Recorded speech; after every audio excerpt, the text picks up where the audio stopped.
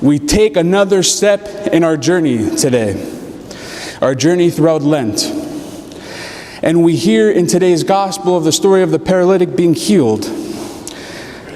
And there's so many different people to focus within it. We hear the multitudes of the people surrounding him in a home, and we see the people coming down from the roof, and there's so many different people to look at.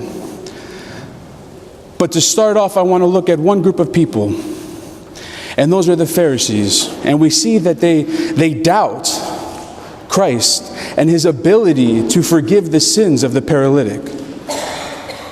And I'm going to read the Bible passage, so it's a little bit long, so follow me if you can. I know we just heard it, but I'll read it again so that we can ponder it. And when Jesus saw their faith, the men that brought the paralytic down, "My son, your sins are forgiven." Now some of the scribes and Pharisees were sitting there questioning in their hearts, "Why does this man speak thus? It is a blasphemy. Who can forgive sins but God alone?" Now follow me on this one. This one's important. "And immediately Jesus, perceiving in his spirit that they thus questioned within themselves, said to them, 'Why do you question thus in your hearts? Which is easier to say to the paralytic, your sins are forgiven, or to say, rise, take up your pallet and walk? But that you may know that the Son of Man has authority on earth to forgive sins, he said to the paralytic, I say to you, rise, take up your pallet and go home." These scribes, these Pharisees, they doubted. They had that doubt within their mind. You'd be surprised the amount of times that I'm sure any priest, but myself, especially because I can only speak for myself, hear the question, if there is a God, or if there is God, how do we know he exists? And we would be kidding ourselves if we haven't asked that same exact question. Now I'm looking around at all of you because I know something. There's few things that Father Samson knows, but there's one thing that I do know, and that the people of this world sometimes have struggles within their lives. And we question the presence of God, whether he exists or whether he exists in our life, whatever the question might be. And it's taboo to talk about that. But guess what? We're going to talk about that. The thing about doubt is that with doubt, that means you had to have faith somewhere in your life to be able to doubt. I mean, that's right. You can't doubt without having some type of faith beforehand. It's right. This gospel passage shows us that experience that these scribes and Pharisees had, where they doubted. But there's an important thing that happened today in this gospel reading, and that's that they saw.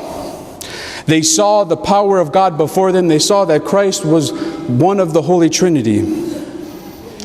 We hear that Jesus said his sins were forgiven, and that's where their doubt came. That's blasphemy, that's this, that's that. They questioned, they doubted. How could this man who came, have all these multitudes of people around him, be able to have, this is blasphemy. Only God can do that. They forgot one thing though, that Christ is God.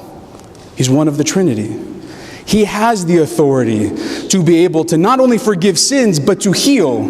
As we hear that he said to the paralytic to stand up, take up your pallet, and go home.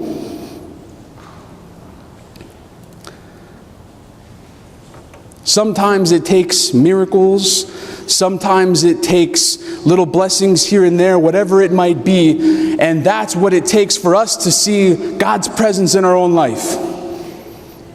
And there's miracles surrounding us all, and we forget some of those things sometimes. We think of miracles, we think of Father going to the hospital, saying prayers, and having them be healed instantly. And yes, that's happened, and it's a beautiful thing, the power of prayer and the power of God. But that's not the only miracle. That's not the definition of a miracle.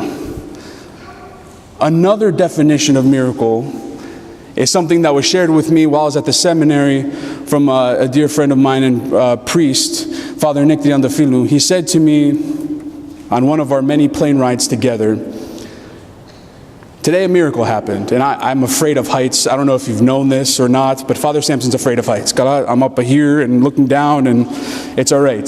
But I hate planes. I don't like them. There's one thing I don't like, it's planes and ladders. Those two things I don't like. So he sees me shaking on the way there.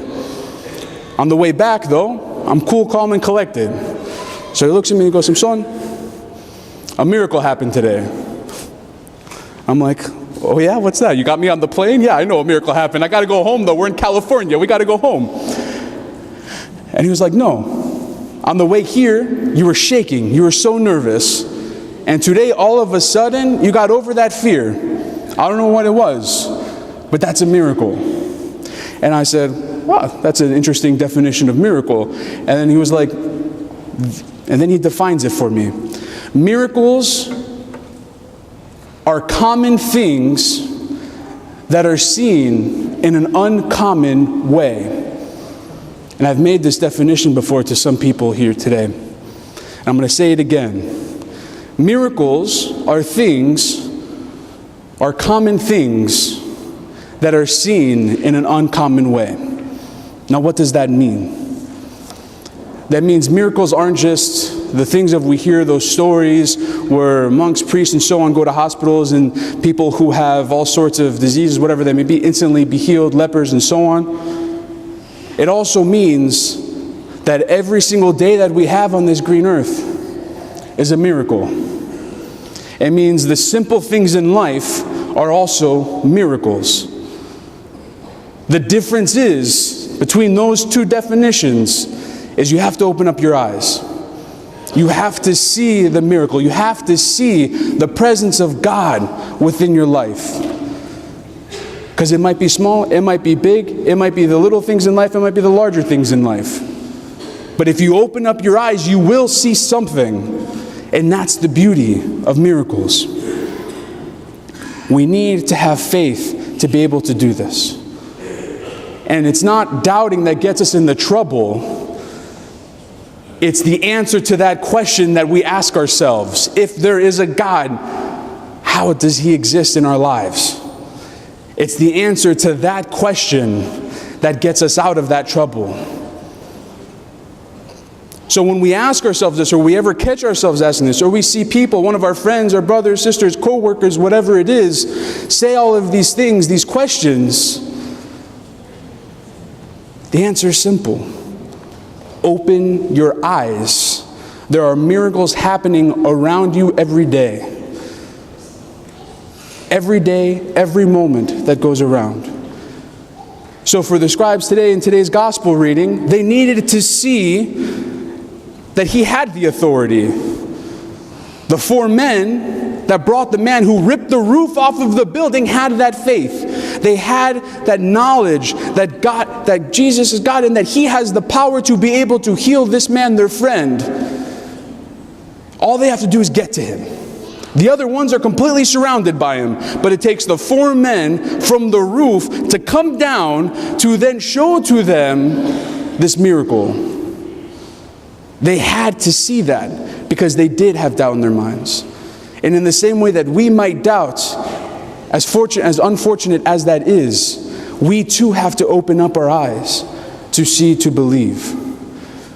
Now I'm sure we've all been fasting and we're all losing our energy and we lost an hour of sleep today and everything around us just seems it's all over the place. That usually happens the midway part of Lent, and then we get the hope of the resurrection that we know that Pascha is coming soon. We hit the halfway point almost. We're almost there. Our challenge for today is to open our eyes and to see how God exists within our life so that we can see those little miracles that He puts in front of us. It might not be as drastic as somebody being miraculously healed. It also might be small. And we have to be able to see that. So as we continue on with our journey, as we take this next step, please open your eyes to the beauty that God has put before us. This beautiful church, the rest of our liturgy that we have today, the rest of the day today, and so on, and every day that goes on. Because it's a beautiful thing that God has created for us. Amen.